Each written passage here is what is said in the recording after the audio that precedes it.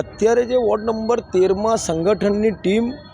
સાથે ward number 13 Bhajap પરિવાર અને મારા જે ઉમેદવારો છે એટલા જમીનથી જોડાયેલા છે અને એ લોકોનો જે વિશ્વાસ છે એ જ અમારો આત્મવિશ્વાસ છે। મતદારોએ વિશ્વાસ મૂક્યો છે એટલે આ વખતે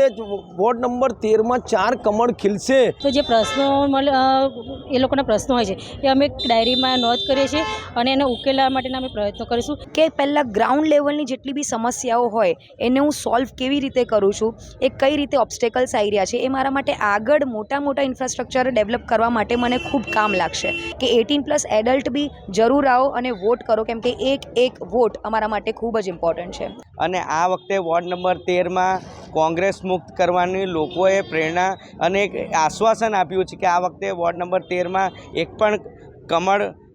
રહી ના જાય બાકી, એ પ્રમાણેનો નિશ્ચય કર્યો છે। આપ જોઈ શકો છો કે ઘણી બધી વિસ્તારોમાં અહીંયા ગંદકી બહુ રહેતી હતી, એના કારણે કોર્પોરેશન દ્વારા ખૂબ બધા વિસ્તારોમાં ફૂટપાથોનું નિર્માણ થયું છે। મહોલ્લાઓ ઘણા બધા છે ને મહોલ્લાઓની અંદર જે કામ થયા છે જેનાથી લોકોને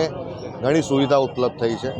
અને 4 ઉમેદવારો પ્રચંડ બહુમતીથી ચૂંટાઈને આવે એ પ્રકારની કામગીરી અને મહેનત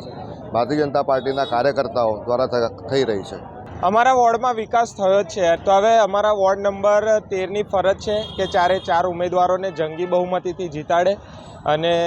આ વખતે લોકોનો પ્રતિસાદ એવો છે કે 4 કમળ વોર્ડ 13માં ખીલાવાના છે અને અમારા વિસ્તારનું પણ સંપૂર્ણ જનસમર્થન ભારતીય જનતા પાર્ટી સાથે છે,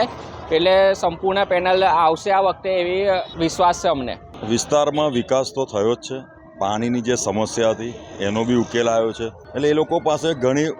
આશાઓ છે અને એમનો એક જ ઉદ્દેશ છે કે વોર્ડનો સર્વાંગી વિકાસ કરવો।